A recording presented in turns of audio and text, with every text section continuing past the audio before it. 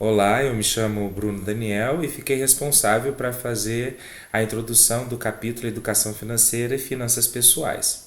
Logo na introdução do capítulo, os autores nos levam a refletir sobre as renúncias que fazemos geralmente durante a vida. Tudo na vida tem um custo e tudo tem um benefício, como diz a música Poesia de Charles Brown Jr., Lutar pelo que é meu. Um trecho da música diz o seguinte: quando encontro o verdadeiro amor, cada escolha uma renúncia, isso é vida. Estou lutando para me recompor. O melhor presente Deus me deu, a vida me ensinou a lutar pelo que é meu. Ou seja, cada escolha, uma renúncia. Não tem como abraçar todas as oportunidades ao mesmo tempo em nossas vidas. Precisamos clareza e confiança para escolher o melhor caminho ou oportunidade e estarmos conscientes dos custos das escolhas, ou seja, dos custos das oportunidades. Trazendo um conceito de custo de oportunidades como é a proposta do capítulo, custo de oportunidade é a medição de quanto deixamos de ganhar por termos feito uma escolha. Segundo o economista Menck, custo de oportunidade é qualquer coisa de que se tenha que abrir mão para obter algum item. O eminente professor Milton Friedman, da Universidade de Chicago, teve uma coletânea de artigos reunidos no livro com o título traduzido Não Existe Almoço Grátis. Para ele, não existia serviço público gratuito. Cada escolha de investimento de governo implicará em uma renúncia devido aos impostos limitados. Ou seja, investir na saúde limita investimentos na educação. Um outro exemplo que podemos trazer é decidir comprar uma casa ou fazer uma aplicação financeira. Se decido comprar uma casa, um imóvel próprio, logo não recebo o retorno mensal da aplicação financeira. Se decido pela aplicação financeira, não tenho o imóvel próprio e seus benefícios. Ou seja, existe um custo de oportunidade, um custo devido à minha escolha. Decidir entre uma coisa ou outra gera conflito de decisão. E isso a gente pode chamar de trade-off. Trade-off é a decisão que consiste na seleção de uma opção em detrimento de outra, ou seja, a decisão por uma coisa implica necessariamente a não escolha de outra coisa.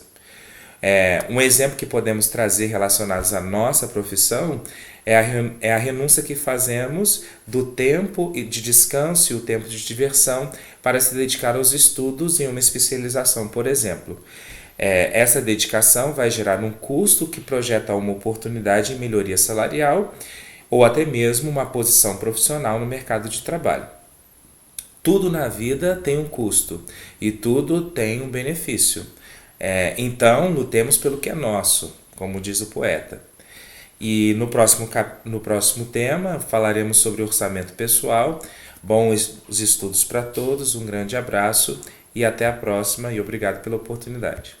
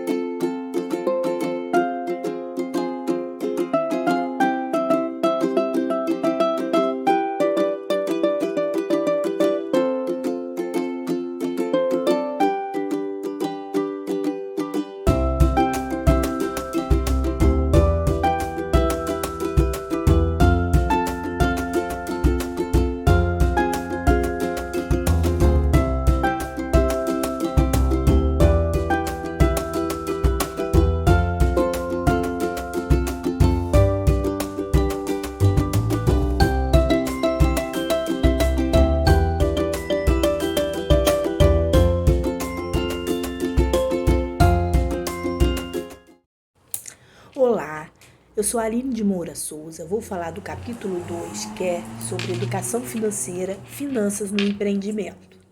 No capítulo anterior foi falado dos princípios que regem as finanças pessoais dos empreendedores. Agora, no capítulo 2, é sobre os princípios e convenções que regem as finanças dos empreendimentos e negócios. Existem princípios e convenções que impactam diretamente as decisões do empreendedor. Na contabilidade, existe uma verdade que é o princípio de entidade, ou entidade própria, que diz que o patrimônio do empreendimento não pode ser confundido com o patrimônio do empreendedor ou dos sócios. Como, por exemplo, imagine um carrinho de cachorro-quente como um empreendimento. Aí devemos tomar nota de seus patrimônios. Então, qual seria o patrimônio? Devemos pensar em todo o estoque para elaborar o cachorro-quente, como as salsichas, o molho, a batata palha, o pão, o próprio carrinho do cachorro-quente e também do caixa com as vendas dos últimos cachorro-quentes. Mas o empreendedor não pode confundir o caixa do negócio, a entidade, com o carrinho do cachorro-quente com o seu próprio caixa. Vamos imaginar que a salsicha ainda não foi paga ao fornecedor e ainda há parcelas a pagar com a compra do carrinho do cachorro-quente. Então, o empreendedor tem como itens de patrimônio o caixa das últimas vendas, estoque do material e o carrinho do cachorro-quente. E esses itens foram financiados. Foi feito um empréstimo para a compra do carrinho do cachorro-quente, contas a pagar ao fornecedor e teve um capital aplicado pelo empreendedor. Devemos ficar muito atentos, porque quando o empreendedor faz uso indiscriminado do caixa de entidade, como se fosse o seu próprio caixa, prejudica a capacidade de pagamento das dívidas do empreendimento. O empreendedor deve se enxergar tanto no papel de associado ao empreendimento, quanto uma espécie de empregado do mesmo. Então, concluindo, o empreendedor nunca deve confundir os seus próprios bens com os bens do empreendimento. Então, essa foi a parte que resolvi falar do capítulo 2. Oi, meu nome é Diogo e este vídeo é para a disciplina de Finanças e Viabilidade de Projetos. Eu fiquei encarregado de falar do capítulo 3 da primeira etapa, né? O ambiente financeiro. O meu capítulo ele é muito importante para demais capítulos dessa etapa, né? Sobretudo, você tem o capítulo 1, Educação Financeira, né, Finanças Pessoais, capítulo 2, Educação Financeira, Finanças do Empreendimento. E você conhecer o ambiente financeiro é muito importante para você tanto cuidar, né, das suas finanças pessoais quanto as finanças a serem utilizadas num ambiente empreendedor, certo? Bom, o meu capítulo ele tenta trabalhar o ambiente financeiro, explicar como o ambiente financeiro ele vai, né, influenciar no empreendedorismo, influenciando o pessoal e também no empreendedorismo, né? Ele começa explicando o que é um banco, como funciona o banco e os tipos de bancos. Bancos comerciais, que são os mais comuns, né? Itaú, Banco do Brasil, Bradesco, entre, né, de iniciativas privadas ou públicas, né? Você tem o banco, a Caixa Econômica, o Banco do Brasil, que são das iniciativas públicas, como privadas, como Itaú e Bradesco, Santander, por exemplo. Você tem bancos de investimentos que buscam captar recursos, né? Para empreender, o bancos de desenvolvimento que oferecem recursos para empreendedores e os fintechs que são os mais recentes aí, que não tem exatamente um ambiente físico, mas mexe com movimentações financeiras, né? Esse capítulo também fala do Banco Central, a importância do Banco Central, como ele atua, como ele pode influenciar em taxas de juros, como a taxa Selic, o IPCA, enfim, taxas que podem influenciar na motivação ou não de empreender. E, por fim, ele também fala, né, dos principais produtos bancários, né, como conta corrente, cartões, né, de crédito, débito, conta poupança, o Tesouro Nacional, renda fixa, variável e empréstimos. Então é isso, é basicamente disso. Finanças e viabilidade de projetos. Vamos falar agora sobre o capítulo 4, tópico 2, tipologia de custos e classificação de despesas, para a atividade 1. Nesse vídeo, pretendemos definir o que são custos e despesas e como eles se classificam. Sempre que estamos produzindo algo, um produto ou serviço para venda, temos gastos. Independente da maneira que produzimos, os gastos não se encerram com a produção, e todos os gastos, queiramos ou não, usarão algum tipo de recurso financeiro, direta ou indiretamente. Quando gastamos dinheiro para a produção do item em si, os contadores dizem que estamos incorrendo em custos. Por outro lado, quando gastamos dinheiro para melhorar a aparência do item, tornando-o mais atraente ao interesse de nosso público-alvo, dizemos que estamos tendo despesas. Destacamos então que os custos estão relacionados às atividades fim e as despesas estão relacionadas às atividades acessórias ou atividades meio. Pensemos em uma empresa têxtil que produz camisas. O tecido, os botões, a linha, o elástico e todo o material utilizado na produção da camisa são considerados atividade fim, sendo assim um custo. Já as embalagens, o transporte, o material de limpeza das máquinas e da fábrica, o descarte de resíduos são considerados uma atividade acessória ou atividade meio, sendo portanto uma despesa da produção de camisas. Nas empresas, há também os gastos com a aquisição de máquinas e equipamentos, mas tais gastos não são chamados de custos ou despesas, e sim de investimentos. Duas importantes classificações dos custos. A primeira é sobre o objeto do custo, e aí temos os custos diretos e os indiretos. Os diretos são aqueles que guardam relação direta com o que é fabricado, ou seja, a matéria-prima para a fabricação. Os custos indiretos são aqueles que exigem algum cálculo para que sejam aprimorados no cálculo dos gastos. Um exemplo é a conta de luz da empresa, que interfere na produção e também na venda do produto. A segunda maneira de tipificar os custos é quanto ao volume da produção, ou seja, que custos dependem da quantidade produzida e que custos vão acontecer, mesmo que não haja produção. E os gastos para atrair a clientela, por exemplo, o marketing digital. Nesse caso, são despesas, pois não estão diretamente relacionadas ao processo produtivo. Lembrando, as despesas são todos os gastos não relacionados à produção, diretamente, usados para manter o empreendimento funcionando. Normalmente, os empreendedores classificam as despesas em função de sua natureza. Despesas de venda, despesas administrativas, despesas financeiras e as despesas gerais. Bem, vimos então como é importante que os empreendedores saibam distinguir custos e despesas. Obrigado, vamos agora para o capítulo 5. Olá, o meu nome é Fabiana. Eu vou apresentar o conteúdo do tópico 3 do capítulo 5, que fala sobre precificação.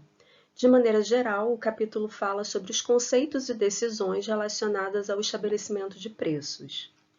No capítulo 4, o colega apresentou o vídeo sobre a definição e apresentou exemplos sobre custos e despesas, que são definições essenciais para você determinar o preço do produto.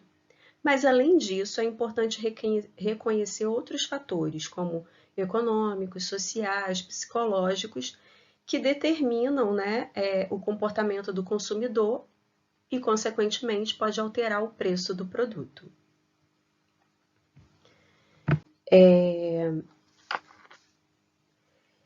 Nem sempre o preço que a gente aceita pagar por um determinado produto vem de uma decisão racional, só pensando no custo que ele teve. O preço ele pode ser determinado pelo valor que a pessoa que vai comprar percebe a partir dele. E aí tem vários fatores que podem afetar essa percepção. Uma delas é a questão do grupo de referência. O que é o grupo de referência? São as pessoas com as quais a gente convive que acaba influenciando no nosso comportamento. Então, se essas pessoas estão consumindo determinada coisa, automaticamente a gente acaba querendo consumir também. Outro ponto, né, que afeta o comportamento do consumidor, né, e a decisão de compra são as forças psicológicas inconscientes, né? Você não tem um motivo para comprar, né? Você não pensou em comprar determinada coisa, mas o apelo que é feito pelos publicitários acaba mexendo nos seus instintos e você decide a consumir ou não consumir determinada coisa. Outro ponto é o apelo racional, né, que tem a ver com a utilidade do produto. Qual a satisfação que esse produto vai te proporcionar naquele determinado momento ou a longo prazo. Então, essa é a ideia do apelo racional. Outro ponto é a questão da lei da oferta e da procura, que geralmente no mercado tende a ter um equilíbrio. Quando há um desequilíbrio, acaba afetando no preço, né, do produto, né? Se você tem uma procura muito grande, uma oferta pequena de determinada coisa, o preço tende a aumentar. Foi o que aconteceu, por exemplo, na greve dos caminhoneiros, quando a gasolina foi lá em cima, né? Porque as pessoas ficaram com receio do desabastecimento e começaram a querer fazer filas, né, para abastecer. E por fim, tem a questão da variação de renda, né? Quando o consumo, né, a escolha do que a gente vai consumir tem a ver com o nosso salário, né? Se você tem um salário menor, você vai consumir de determinada forma. Com um salário maior, você vai consumir de outras formas. Em relação ao transporte, por exemplo, se você tem um salário mais estável, você vai preferir um transporte mais confortável, Uber, táxi. E tendo, né, um salário menor, você vai optar, né, geralmente pelo ônibus. Então, basicamente, esses são os fatores que influenciam o comportamento do consumidor e são essenciais para determinar o preço do produto.